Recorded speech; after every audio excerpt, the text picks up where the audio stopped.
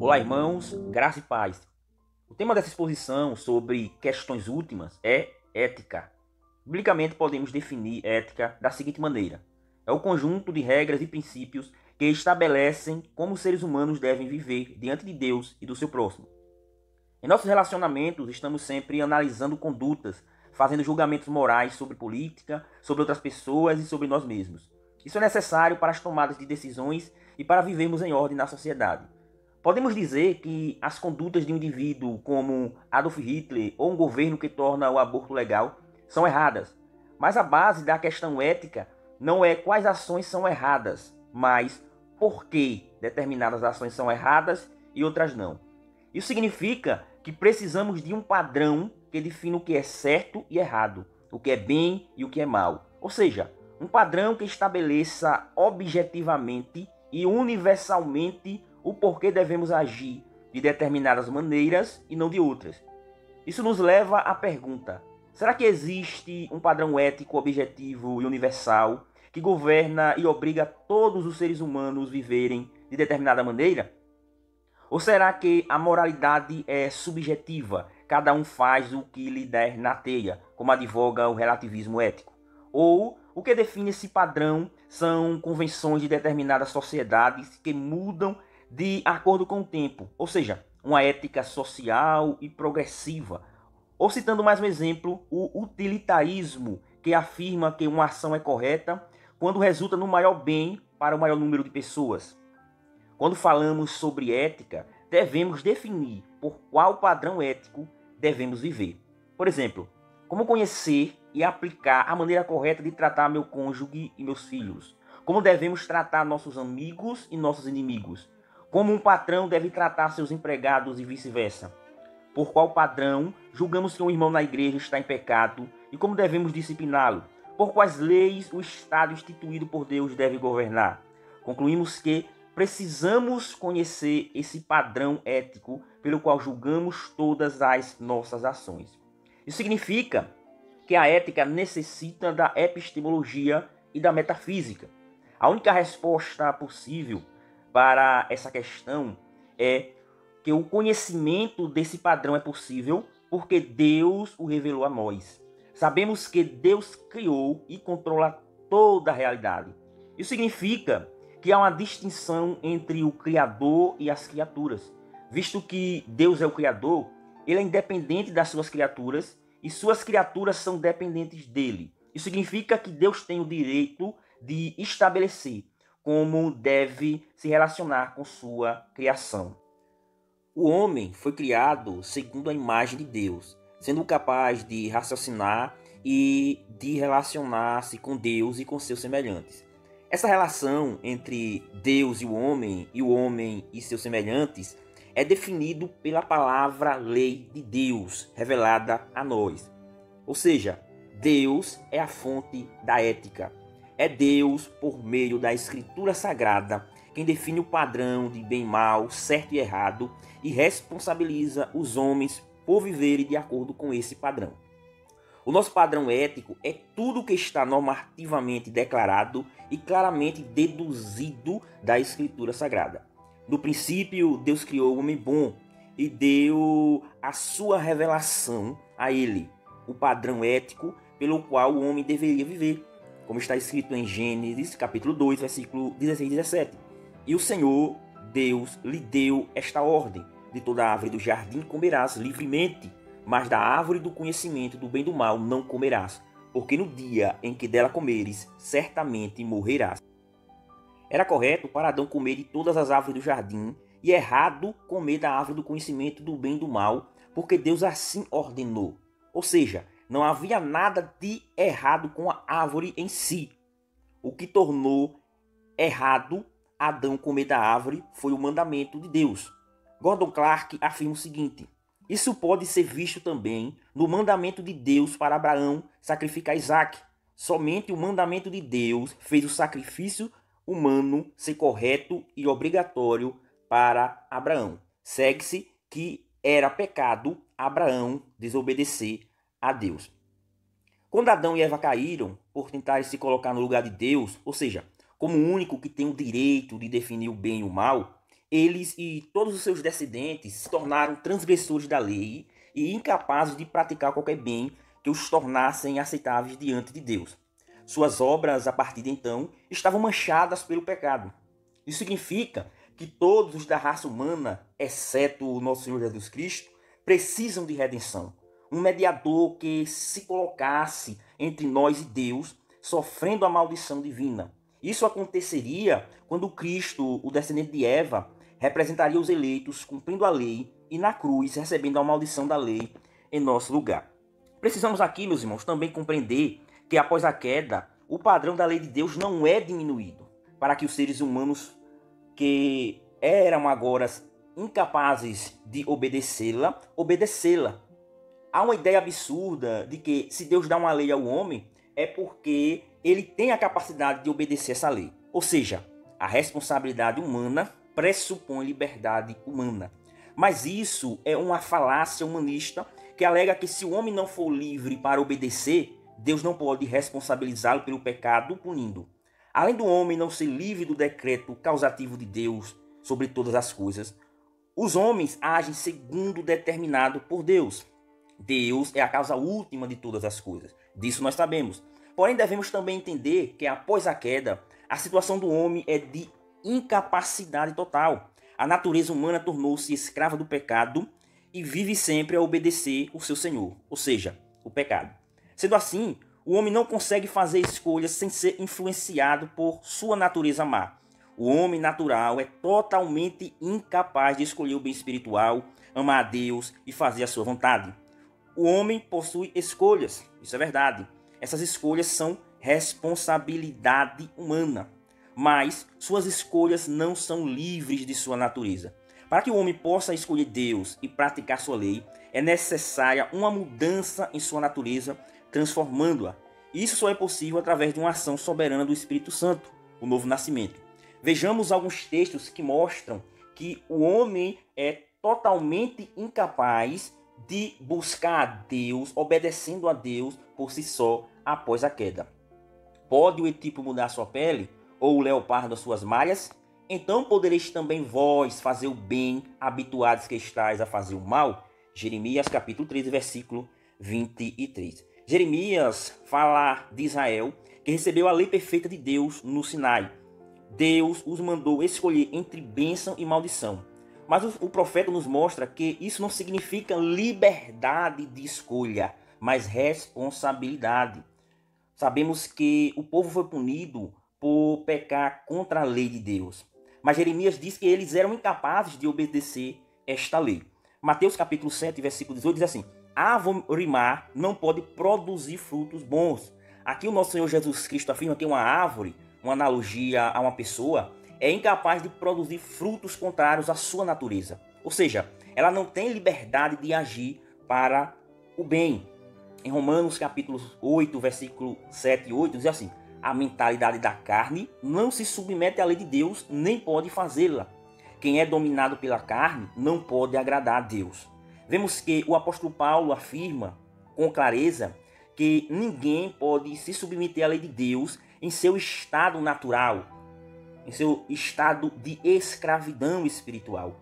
Todos são incapazes de agradar a Deus. A natureza humana odeia a santidade, submissão e serviço a Deus. O versículo afirma que a relação do homem com Deus foi danificada pelo pecado. Ou seja, a partir da queda, o homem é incapaz de prestar culto a Deus em seu estado natural.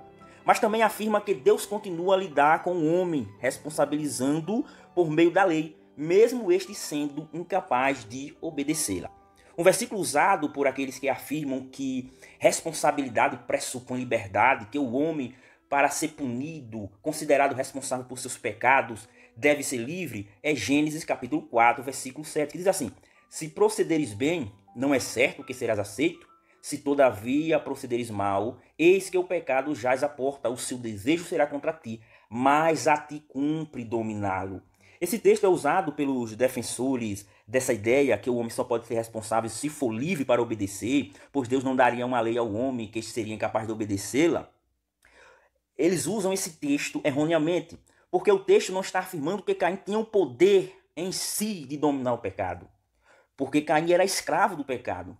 A mentalidade da carne não se submete à lei de Deus nem pode fazê-la, como nós vimos anteriormente. O problema está na lei? Está em Deus?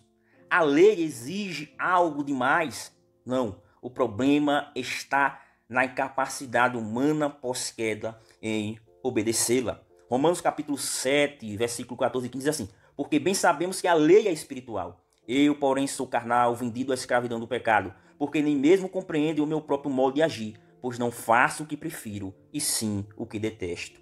Caim era incapaz de obedecer o mandamento de Deus. Vemos o resultado disso. Ele matou seu irmão Abel. Mas mesmo assim, Deus não o isentou da culpa. Antes o responsabilizou.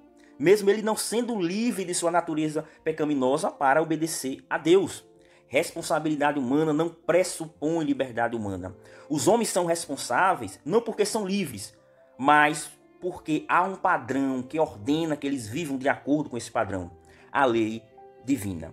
E para acabar de calar os defensores dessa ideia humanista, que liberdade pressupõe liberdade, cito aqui João, capítulo 6, versículo 44 e 65, que diz assim: ninguém pode vir a mim se o Pai que me enviou não trouxer. Ninguém pode vir a mim se por Pai não lhe for concedido. Enfaticamente, o nosso Senhor Jesus Cristo afirma aqui que absolutamente ninguém tem a capacidade de obedecer à ordem de crer nele sem uma ação soberana do Pai. A minha pergunta aqui é: será que alguns calvinistas inconsistentes afirmariam, discordando do nosso Senhor Jesus Cristo, que Deus só mandaria pregarmos o Evangelho para todos se todos fossem capazes de obedecer? E somente responsabilizaria os homens por rejeitar o Evangelho se houvesse neles a liberdade para irem a Cristo? A Bíblia rejeita totalmente essa ideia. Mateus 11, 21 diz assim: ai de ti, Corazim, ai de ti, Betsaida, porque sentiram em Sidom, se tivesse operado os milagres que em vós se fizeram, há muito que eles se teriam arrependido com pano de saco e cinza. E contudo vos digo, no dia do juízo, haverá menos rigor para Tiro e Sidom do que para vós. Esses teólogos dizem: responsabilidade pressupõe liberdade, mas o nosso Senhor Jesus Cristo afirma: ninguém pode vir a mim se o Pai que me enviou não trouxer. E ainda afirma: haverá menos rigor para Tiro e Sidom do que para vós outras. Incapacidade e responsabilidade humana. É necessário também compreendermos que a lei de Deus, o padrão divino por qual devemos viver, não é somente para os crentes, mas para todos os homens. Todos são responsáveis por obedecerem à lei de Deus, sejam eles crentes, capacitados pelo Espírito Santo, ou descrentes que não têm essa capacitação espiritual. Romanos capítulo 2, versículo 14 e 15 diz assim: quando, pois, os gentios que não têm a lei fazem por natureza o que a lei ordena, eles se tornam lei para si mesmos, embora não tenham a lei. Estes mostram a obra da lei gravada no seu coração, o que é confirmado pela consciência dele, pelos seus pensamentos conflitantes, que às vezes os acusam e às vezes os defendem. Um ser humano, mesmo não tendo a revelação especial de Deus sobre os 10 mandamentos, eles têm um senso de certo e errado de maneira inata em seus corações, que conduz suas consciências a acusá-los ou defendê-los diante de suas ações. A lei de Deus, meus irmãos, também traz sanções. Quem desobedece, recebe castigo. Quem obedece, recebe bênção. Os castigos para os que desobedecem é denominado justiça retributiva, que o desobediente pode sofrer tanto na vida presente quanto na eternidade. Essa justiça é a manifestação da santidade e da ira de Deus, sendo que desobedeceu o padrão ético estabelecido e revelado por Deus a todos os homens, atrai sua santa e justa ira, o que diz em Romanos capítulo 1, versículo 18. A ira de Deus se revela do céu contra toda impiedade e perversão dos homens que detêm a verdade pela injustiça, porquanto o que de Deus se pode conhecer é manifesto entre eles, porque Deus lhes manifestou. E em Romanos capítulo 1, versículo 32, após listar vários pecados que são transgressões da lei de Deus, o apóstolo Paulo escreve: ora, conhecendo eles a sentença de Deus, de que são passíveis de morte os que tais coisas praticam, não somente as fazem, mas também aprovam os que assim procede. E em Romanos capítulo 13, o apóstolo Paulo afirma que os magistrados civis são ministros de Deus para punir criminosos que desobedecem à lei de Deus, que é o padrão de bem e mal para o Estado governar. Romanos 13, versículo 4. Visto que a autoridade é ministro de Deus para teu bem, entretanto, se fizer o mal, teme, porque não é sem motivo que ele traz a espada, pois é ministro de Deus, vingador, para castigar o que pratica o mal. Ou seja, a lei de Deus estabelece como os homens devem viver, fazendo a distinção entre o bem, que deve ser buscado, e o mal, que deve ser rejeitado, estabelecendo também o louvor para os que praticam bem e o terror para os que praticam o mal. Essa lei está resumida basicamente nos 10 mandamentos, como revelados em Êxodo capítulo 20 e Deuteronômio capítulo 5. A lei de Deus estabelece basicamente duas coisas: direitos e deveres.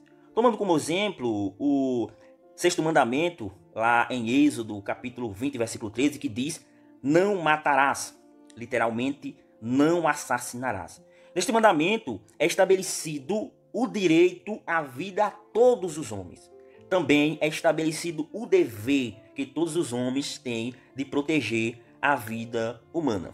Mas também devemos entender que aqui significa também o contrário. Não é somente proibido assassinar, mas também é ordenado zelarmos pela vida do nosso próximo, seja ele quem for. 1 João capítulo 3, versículo 17 diz assim: se alguém tiver recursos materiais e vendo seu irmão em necessidade, não se compadecer dele, como pode permanecer nele o amor de Deus? E Tiago, capítulo 4, versículo 17, que diz: pensem nisto, pois, quem sabe que deve fazer o bem e não faz, comete pecado. Ou seja, a lei de Deus estabelece que todos nós temos o dever de zelarmos pela vida do nosso próximo, não matando e produzindo ações para o seu bem. E também estabelece o direito de termos nossas vidas protegidas e preservadas por nossos semelhantes. O Breve Catecismo de Westminster, pergunta e resposta 68, diz assim: o que exige o sexto mandamento? O sexto mandamento exige todos os esforços lícitos para conservar a nossa vida e dos nossos semelhantes. João Calvino também escreveu sobre isso em suas Institutas da Religião Cristã. Assim, abre aspas, todo homem deve se considerar responsável pela segurança de todos. Se está em nossas mãos o auxílio para conservar a vida do próximo, somos obrigados a empregá-lo fielmente, a procurar o que for para a tranquilidade dele, a vigiar para debelar o que é prejudicial, se ele estiver em perigo, a estender a mão em auxílio. O padrão da ética é a palavra lei de Deus. Isso significa que qualquer outra maneira de estabelecer normas aceitáveis para a vida individual, eclesiástica e social está excluída. Há aqueles que afirmam que a ética deve ser definida por cada sociedade, não sendo absolutos universais, isto é, a relativização moral. Porém, eles não podem justificar o direito de cada sociedade em definir o que é bem e o que é mal, pois por qual padrão ele estabelece que todas as normas são e devem ser sociais e relativas? Semelhante a essa ideia, outros baseiam suas condutas de acordo com estatísticas sociais comportamentais. Ou seja, uma conduta deve ser moral e aceitável porque a maioria age assim. As jovens que praticam atos sexuais antes do casamento, e muitos com vários parceiros, motivados por uma satisfação momentânea, fruto de uma cosmovisão não cristã, e eles utilizam a base para esse comportamento. Essa ideia é que na sociedade essa conduta se tornou aceitável por muitos, inclusive por pais denominados cristãos. Se a maioria faz, então é lícito, é moral, é bom e deve ser aceitável. Esse é o argumento dessa ética relativista. Mas há problemas com essa ideia. Primeiro, suponhamos que se na mesma sociedade se tornasse corriqueiro e aprovado pela maioria a pena de morte por apedrejamento para jovens viciados em sexo antes do casamento, isso deveria tornar esse fato moral e aceitável? Esses jovens e seus pais concordariam com isso? É interessante que na experiência, na prática, nenhum relativista ético aceita agir de acordo com suas crenças quando são eles próprios injustiçados. Segundo, o que acontece em uma sociedade são descrições das relações interpessoais e como essa sociedade funciona. Ou seja, O que acontece possui apenas o poder em informar como as coisas são, mas não como as coisas deveriam ser. Não é porque a prostituição tornou-se aceitável pela maioria em uma determinada sociedade que a prostituição é algo bom e deve ser aceita por todos. Por exemplo, Adolf Hitler e seus coligados alemães consideravam matar judeus, alegando superioridade racial, algo bom e aceitável. Mas isso é uma descrição do que aconteceu, não uma norma do que sempre deveria acontecer. Isso é semelhante ao que alguns fazem com o texto narrativo da Escritura, que descrevem acontecimentos e condutas do povo de Deus, tornando-os normativos. As pessoas afirmam, se acontecia na Bíblia, então isso é lícito. Por exemplo, a poligamia no Antigo Testamento. Essa prática não era aprovada por Deus, pois em Gênesis há a norma para o casamento. Deus instituiu o casamento entre um homem e uma mulher. E em Mateus capítulo 19, o nosso Senhor Jesus Cristo confirmou essa norma. Não há como deduzir logicamente a partir do descritivo para o normativo. Não é porque algo acontece e se torna corriqueiro, onde a maioria aprova, que é dessa forma que devemos viver. Porque representantes de uma determinada nação aprovam o aborto, isso não significa que o aborto é correto e que deve ser realizado. O aborto pode ser legal e moral segundo as leis que regem a sociedade. Porém, diante de Deus, o aborto, mesmo que alguém afirme sexo com namorado é normal, não assassinarás. Porém, Deus diz, 1 Tessalonicenses capítulo 4, versículo 3 e 7, pois esta é a vontade de Deus, a vossa santificação, que vos abstenhais da prostituição, e que nesta matéria ninguém ofenda nem defrauda seu irmão, porque o Senhor, contra todas estas coisas, como antes vos avisamos e testificamos claramente, é o vingador, porquanto Deus não nos chamou para a impureza, e sim para a santificação. O que as coisas são é uma questão metafísica, e o que uma coisa deve ser é uma questão ética, não devemos confundi-las. Há também ativistas homossexuais que defendem a normalidade do homossexualismo na sociedade, alegando que a homossexualidade tem origem genética e neurológica, ou seja, nasceram geneticamente programados, sem a possibilidade de escolhas, logo devem ser aceitos com suas práticas. Mas a pergunta que devemos fazer a esses ativistas é: e daí? E se pudesse ser comprovado cientificamente que a homossexualidade tem origem genética ou neurológica, algo que negamos por causa da falha do método científico, qual relevância tem isso para tornar aceitável a homossexualidade na sociedade, algo que é condenado explicitamente por Deus? Se formos nos basear na experiência, o contrário também poderia ser afirmado e defendido.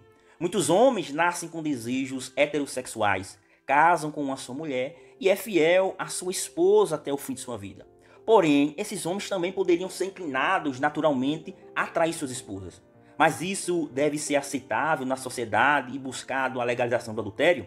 Pergunte para suas esposas e veja o que elas acham disso. Mas e se fosse possível que as pessoas com desejos assassinos provassem cientificamente que seus comportamentos são geneticamente programados, deveríamos lutar por aceitação social e seus direitos civis de cometer assassinato? Por que eles deveriam ser presos, condenados ou até sofrer pena de morte por seus crimes? Pergunta aos familiares de vítimas de assassinatos o que pensam sobre isso.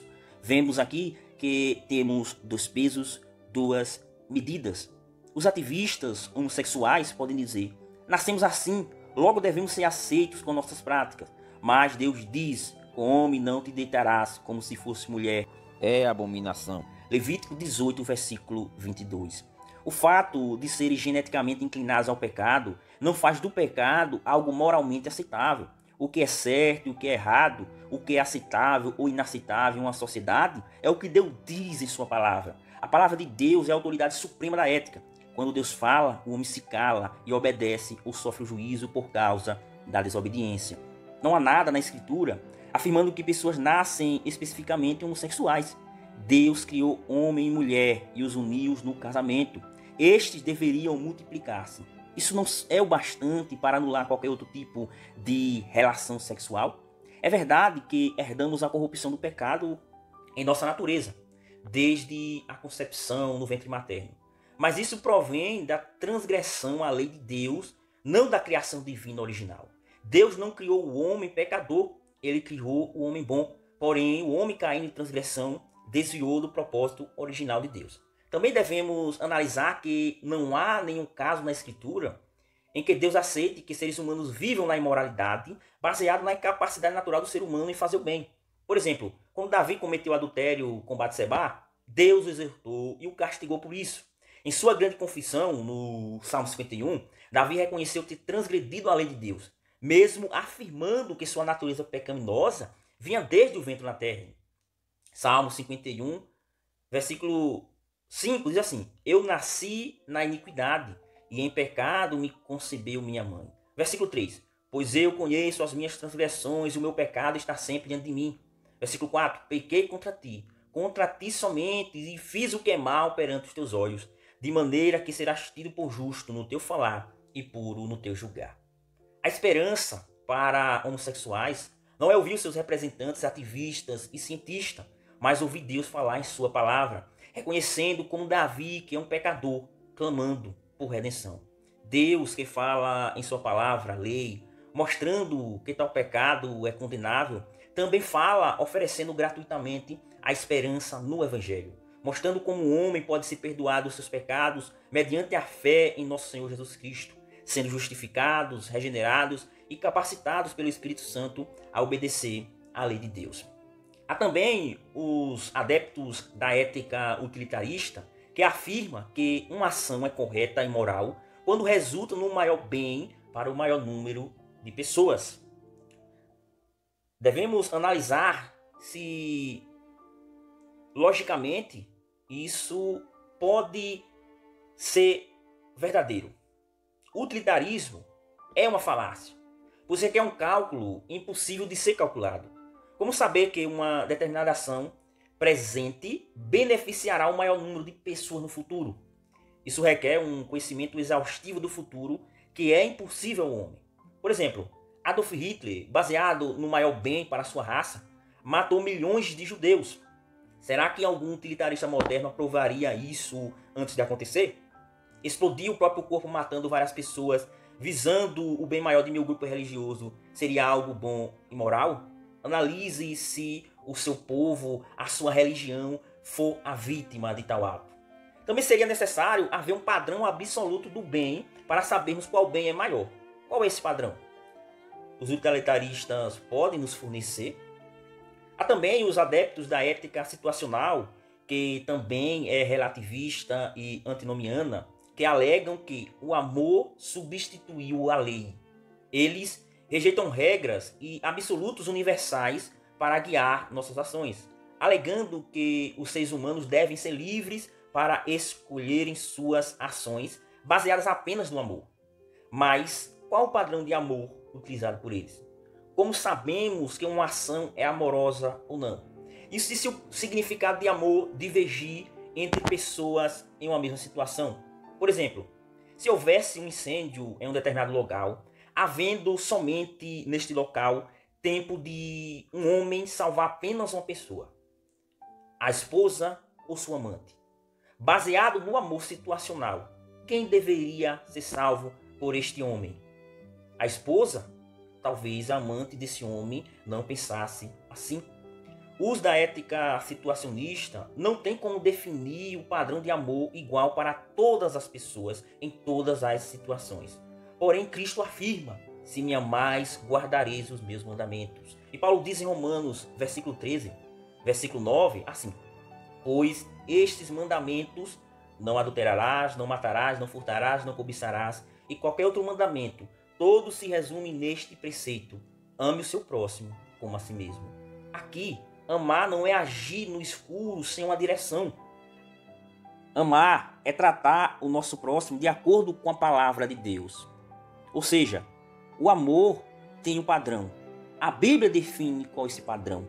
É a lei de Deus. Assim, não devemos jamais considerar que o amor substitui a lei. Essa Sproul afirma: a prova de nosso amor é a obediência aos mandamentos de Cristo. A ética situacional estabelece uma falsa dicotomia entre amor e obediência. Isso não é amor, é ódio. Windseung diz que o mandamento para amar é um sumário dos mandamentos morais de Deus, não substituto. De fato, o amor permanece não definido até que o mandamento moral específico de Deus lhe dê significado. Assassinato e roubo ainda são pecados, E amar o meu próximo significa não assassiná-lo ou roubá-lo, pois isso é como os mandamentos de Deus definem o amor. Todos os sistemas éticos baseados em fundamentos humanos, em autoridade humana, fracassam por não prover, sem contradições, um padrão absoluto válido para todos os seres humanos. Somente a Escritura revela a vontade moral absoluta de Deus para todos os seres humanos, em todas as épocas e em todas as sociedades, trazendo ordem, liberdade e justiça para todos. A Escritura define pecado como uma transgressão da lei de Deus, e é a lei de Deus que define o certo e errado. Romanos, capítulo 3, versículo 20, diz: é mediante a lei que nos tornamos plenamente conscientes do pecado. E João escreve, em 1 João, capítulo 3, versículo 4, de fato, o pecado é a transgressão da lei. Ou seja, quebrar o mandamento de Deus é fazer o errado, isto é, pecar. Por último, a ética não trata somente de atos externos do ser humano. Jesus mostra que a lei também trata do caráter e das motivações do coração. Em Mateus, capítulo 5, versículo 21 e 22, Jesus corrige a interpretação errada dos líderes religiosos que afirmavam que o sexto mandamento proibia somente tirar a vida física. Jesus afirma que a proibição ia além de meros atos externos de tirar a vida física, sendo que o simples sentimento de raiva e proferir palavras insultuosas sem motivo contra o nosso próximo é uma quebra do sexto mandamento, sendo digno de condenação eterna. Ou seja, a lei sonda não apenas as ações exteriores, mas também as motivações do nosso coração. Quando alguém comete assassinato, é porque seu coração estava cheio de ódio. O ato externo é apenas manifestação visível do que está no coração, pois é do coração do homem que procede todos os maus desígnios, homicídios, adultérios, prostituição, furtos, falsos testemunhos, blasfêmias, como nosso Senhor Jesus Cristo afirma em Mateus capítulo 15, versículo 19, e em Lucas, em Lucas capítulo 6, versículo 45, diz assim: o homem bom do bom tesouro do coração tira o bem, e o mal do mau tesouro tira o mal, porque a boca fala do que está cheio o coração. Também precisamos compreender que a lei requer ações corretas com motivações corretas. As ações devem ser conformadas às nossas motivações, e as nossas motivações às nossas ações. Concluindo, visto que Deus é perfeito, ele exige perfeição em conformidade com sua lei. Para nos relacionarmos com ele, sem sermos condenados por sua justa e santa ira, devemos cumprir toda a lei, sendo perfeito, assim como nosso Pai é perfeito. Tiago escreve: pois quem obedece toda a lei, mas tropeça em apenas um ponto, torna-se culpado de quebrá-la inteiramente. Pois aquele que disse, não adulterarás, também disse, não matarás. Se você não comete adultério, mas comete assassinato, torna-se transgressor da lei. Tiago, capítulo 2, versículo 10 e 11. Apenas um pecado já é um desafio ao nosso soberano Deus. É a criatura se colocando no lugar do Criador como fonte da lei e do direito de definir o bem e o mal. A criatura usurpando o lugar do Criador. Portanto, meus irmãos, a ética afirma que devemos obedecer a Deus em nossas motivações, pensamentos, palavras e ações. E visto que o homem é incapaz de atingir esse padrão por causa de sua natureza pecaminosa, todos estão debaixo do julgamento divino. Isso significa que uma ética bíblica precisa de uma soteriologia bíblica que afirme que a salvação é obra soberana da graça de Deus. Porquanto o que for impossível à lei, no que estava enferma pela carne, isso fez Deus, enviando o seu próprio Filho em semelhança de carne pecaminosa e no tocante ao pecado.